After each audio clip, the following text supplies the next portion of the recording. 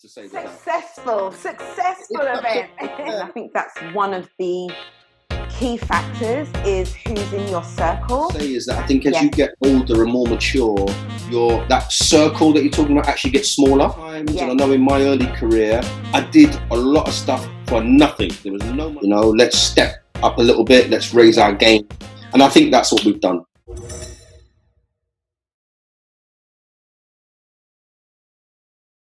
So if you can please just introduce yourself and let our viewers know who you are and what it is that you do. My name is Rodney Hinds. I'm the sports editor at the Voice newspaper. Amazing. Now, not only that, Rodney, I'm also aware of the fact that you also have an awards that you do as well. So would you be able to tell us a little bit about that? Yeah, you're talking about the Football Blacklist, I'm sure. That's the one, yes. Which you've attended. Yes. Thank you much for your support. You're welcome.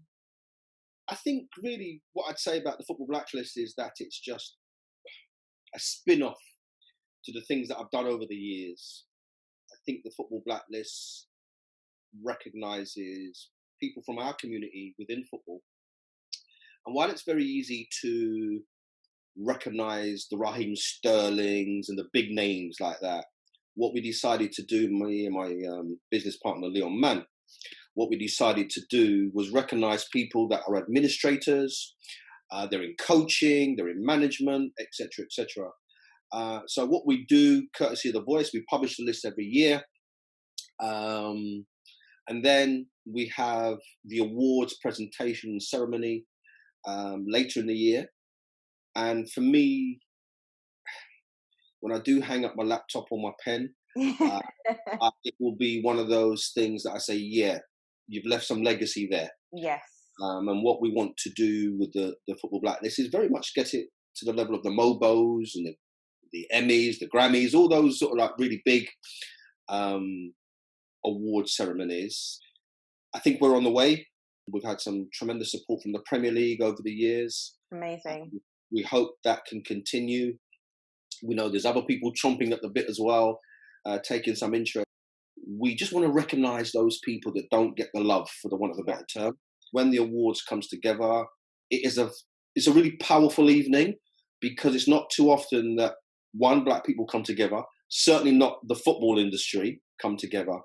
So I always leave there really inspired myself, because some of the stories that come through in terms of the award winners, we also publish now and in recent times a 30 under 30. So we list 30 young people under the age of 30 that we think in years to come will be super special. Wow. In terms of football. So all I will say to you is that it came from a very simple idea and conversation with my business partner, Leon Mann. And I can honestly say to you, I never anticipated that it would get the love, respect, and attention that it's getting now.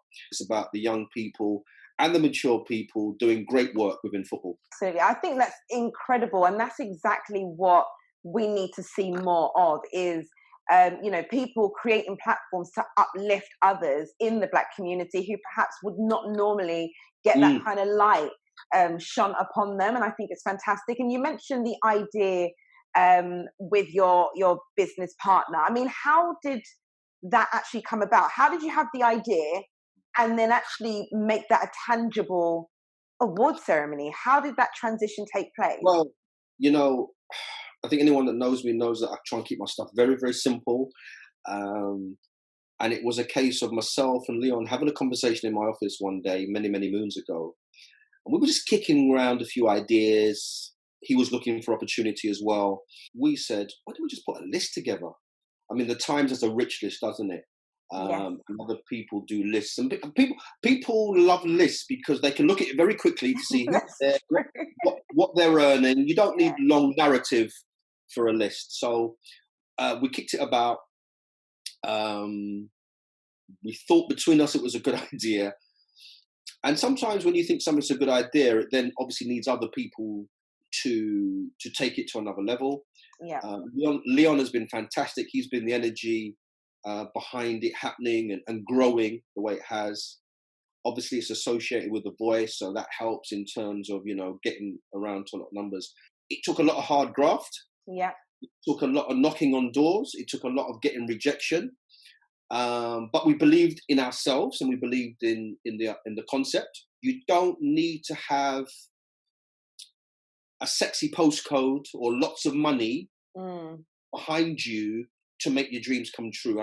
But what you do need is a lot of graft, maintaining the vision. And I think that's what we've done. And I Yes, think that when it comes to something like the Blacklist, the best is yet to come. absolutely. And you've really hit some key things there, which is, the rejection for one.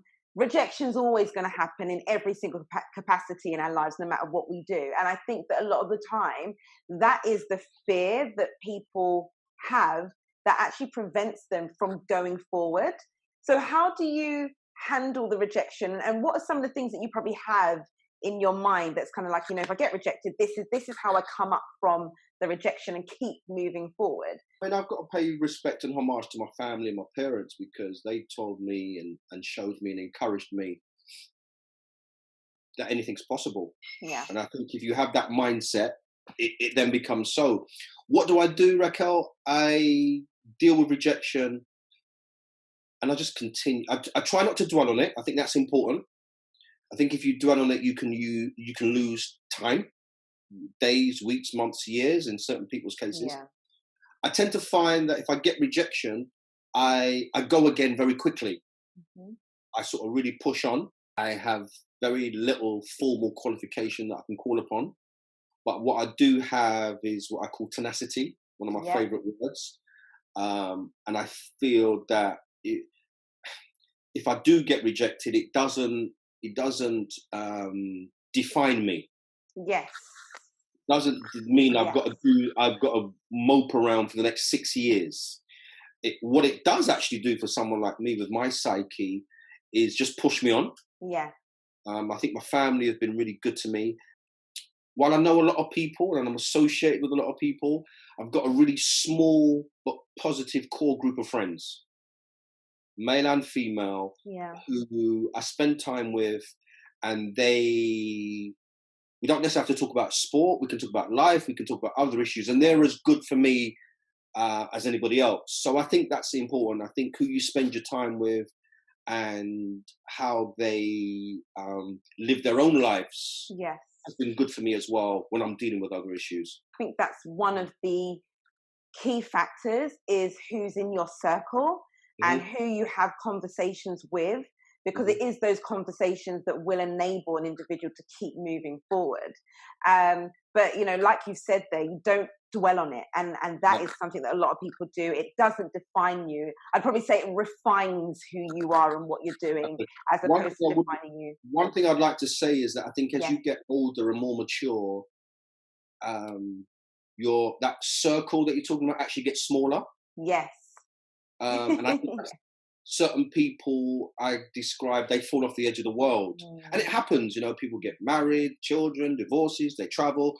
Everybody has their own stuff to deal with. But I look at my life and professionally and personally right now, and I look and I smile sometimes because there are people that were in my life who I always thought would be in it. Yes. And right now, I can count, and I say this quite proudly, this is not a negative, I can count quite proudly on the fingers of both hands my core group. Mm. And some of those core group members weren't around maybe 10 years ago or 15 years Yeah. ago. So I think what that Wow. shows you is there's this constant conveyor belt of in and out in terms of Yeah. friendships and personal relationships. And that, I think your friendship group plus what you read um, can, it builds you a foundation. I love that. I really love that, because the part about where you're saying, how many you can count on your hand, and they actually see it as a negative. Oh, I've only got 3 friends in my tight circle. But actually, you've said, I say it proudly. After you did the first event, how did you feel? Felt very tired because mentally and physically, when you put on an event whereby other people are going to turn up and judge the night, judge you, Yeah. whatever, it can be quite draining. I felt there was potential, and I've always wanted to do my best and But I think the greatest thing I saw was potential.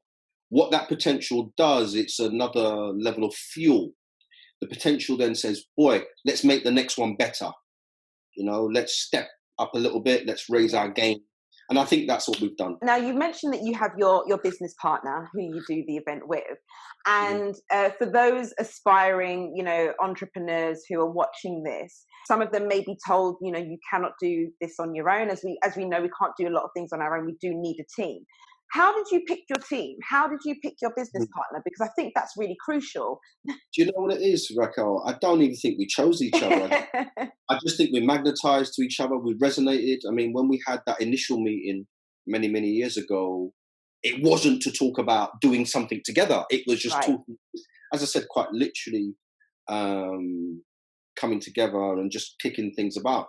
And that's another thing. I think it's important that people have conversations with each other. Yeah. Not necessarily the WhatsApp, not necessarily the email thing, but actually have a conversation. Yeah. He was in my office for half an hour, 40 minutes. I can't exactly remember what it was. And we talked and spoke about numerous things. And then maybe one of the most tangible things we're going to keep in contact with each other. And also we're going to pursue the idea of the football blacklist. Yeah. I had no vision, nor did Leon, I'm sure, that it was going to then build itself up to this popular event, to say successful event. Listen, it's always very difficult for me in the profession that I'm in, and it sounds odd to talk about myself. I'd rather talk about, I've interviewed Venus Williams or Lennox Lewis or Raheem Sterling. So to talk about my own achievements is a little bit challenging, but I'm getting there. Yeah. So we didn't really choose each other. I think fate maybe chose us. Okay. You meet, don't you? You just meet and, you do, yeah. and things click. And I think that's how it happened. I want to pay tribute to some of the people that people don't know who make sure that the event is as good as it is, because they work behind the scenes. And we chose them because they're generally young people, male and female. And we chose them because they show a lot of the attributes that me and Leon have. Do you know what I mean? They're hardworking, they're conscientious, they're not always dictated by money, which I think is important to establish. Sometimes, and I know in my early career, I did a lot of stuff for nothing. There was no money involved whatsoever, but I had a plan. I had a plan just to get my foot in the door.